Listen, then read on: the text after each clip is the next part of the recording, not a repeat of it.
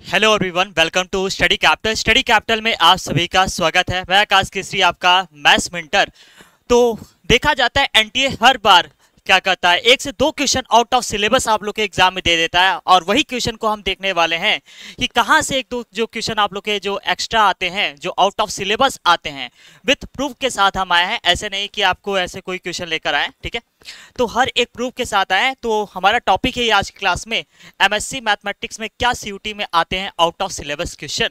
तो देखने वाले हैं कि आउट ऑफ सिलेबस क्वेश्चन कहां से आते हैं और किस टॉपिक से अभी तक आए हैं। तो हर एक सिलेबस के साथ आपको बताएंगे, ठीक है, जो एनटीए की वेबसाइट पे दिया गया है उसके साथ हम आए, ठीक है।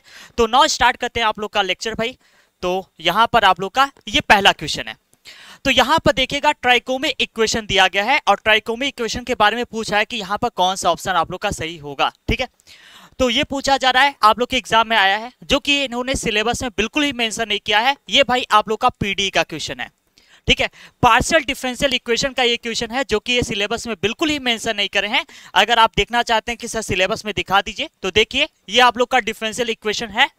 डिफरेंशियल इक्वेशन में कहीं भी आप लोग को देखिए नेचर नहीं लिखा गया है, nature of PD. Partial differential equation का कहीं भी नेचर आप लोग का नहीं लिखा गया है। देख सकते हो कहीं भी आप लोग का पूरे दूर दूर तक भी नाता नहीं है भाई, ठीक है। तो यहां पर ये देखना आप लोग का आउट ऑफ सिलेबस क्वेश्चन आया है, तो इसको सॉल्व कैसे करेंगे ये देखते हैं, ठीक है। तो चलिए आते हैं इसके सॉल्यूशन पे आते हैं।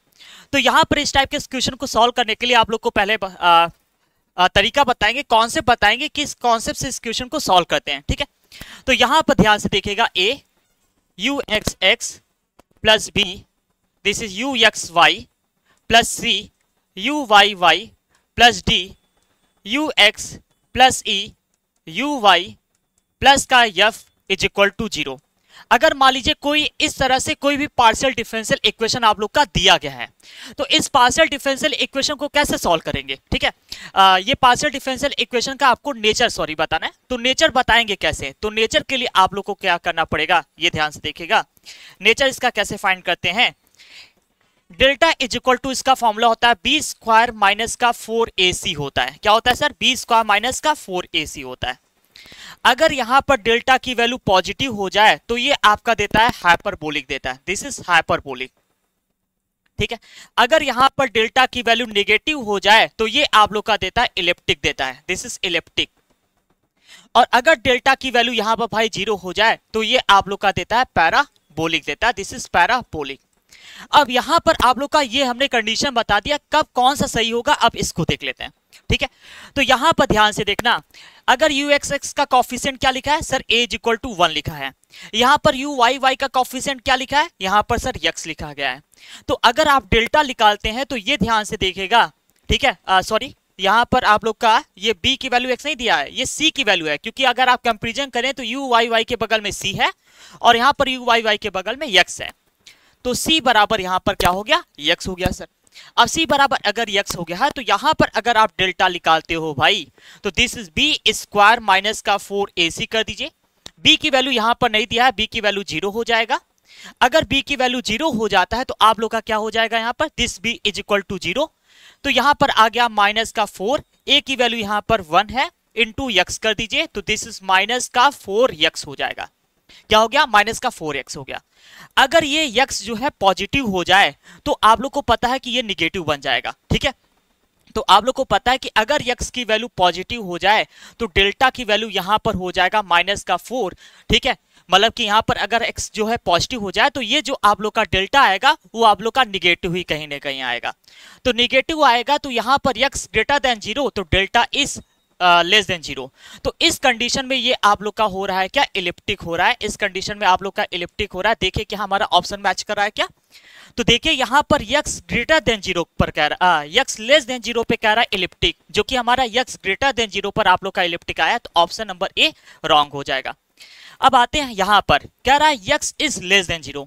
अगर सपोजेड यहां पर x जो है आप लोग का आ जाए लेस देन 0 आ जाए, अगर लेस देन 0 हो जाता है इसका मतलब x की वैल्यू निगेटिव, निगेटिव यहां पर रखेंगे तो निगेटिव निगेटिव क्या हो जाएगा, पॉजिटिव हो जाएगा। और जब ये पॉजिटिव हो जाएगा भाई तो डेल्टा की वैल्यू यहां पर हो गया पॉजिटिव हो जाएगा, और इस सिचुएशन पे ये क्या दे देगा, हाइपरबोलिक दे देगा।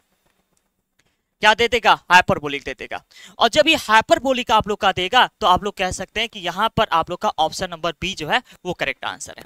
ठीक है, तो अभी मैंने थोड़ा इधर उधर में लिख दिया है, तो आप लोग इस बेसिकली मेरा ये था कि वीडियो ज़्यादा लेंथी ना हो और आपको मैं बता सकूँ यहाँ पर कौन सा आप लोग का सही आंसर है। ठीक है, तो यहाँ पर हाइपरबोलिक आप लोग का सही आंसर है, बाकी जितने भी ऑप्शन है आप लोग के गलत हो जाएंगे, रॉन्ग हो जाएंगे।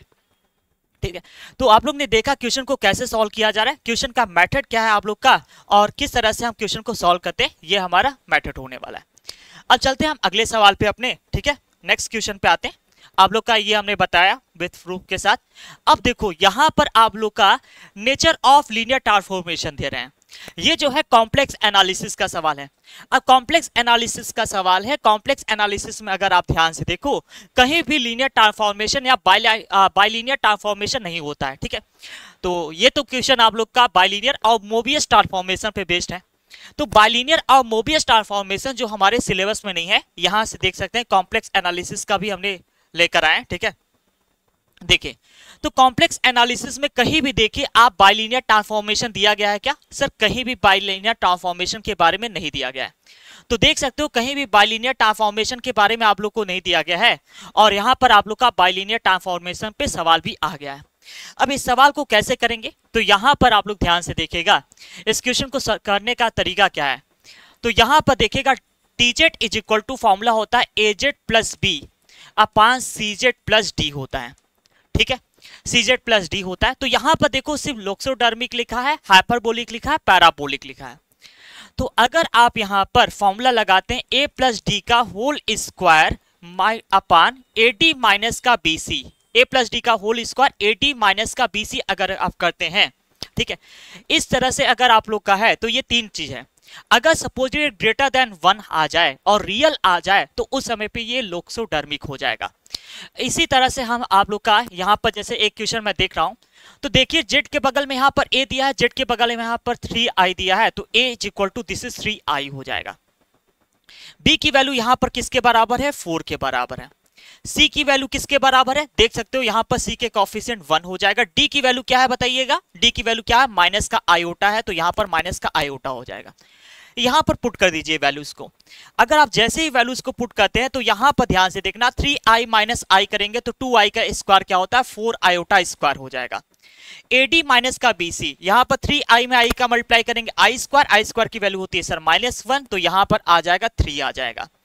यहां पर 4 का मल्टीप्लाई 1 में करेंगे तो यहां पर आ जाएगा -4 आ गया। ठीक है, तो आई स्क्वायर की वैल्यू सर क्या होता है, -1 होता है, तो दिस इज -4 अपान -1, माइनस से माइनस कैंसिल आउट हो गया भैया, 4 आपका आंसर आ गया।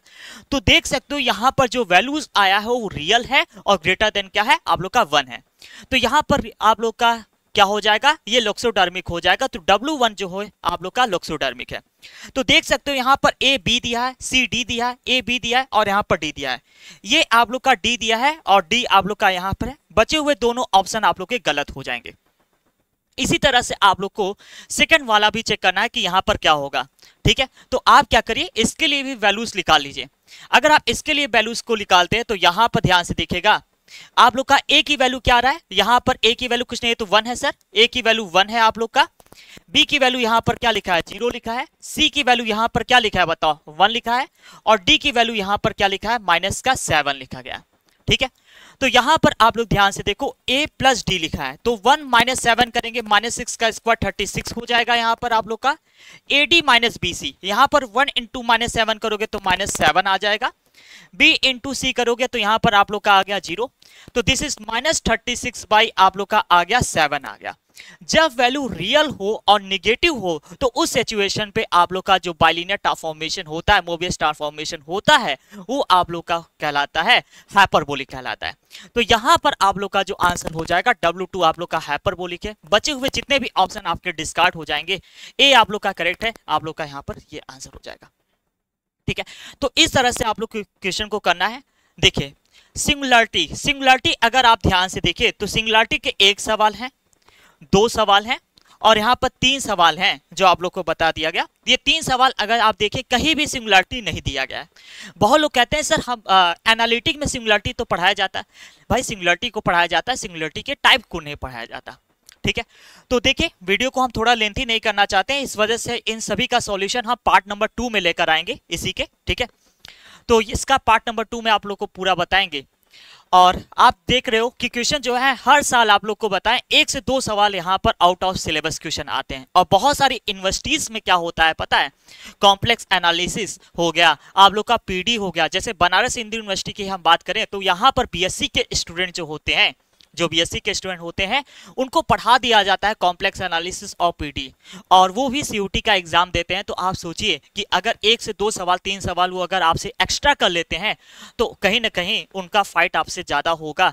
वो अच्छे कॉलेज में पहुंच सकते हैं, वो अच्छे कॉलेज में तो है ही है, लेकिन वो जेएनयू जैसे कॉलेज में, उससे भी बेटर कॉलेज में आप पहुंच सकते हैं, ठीक है।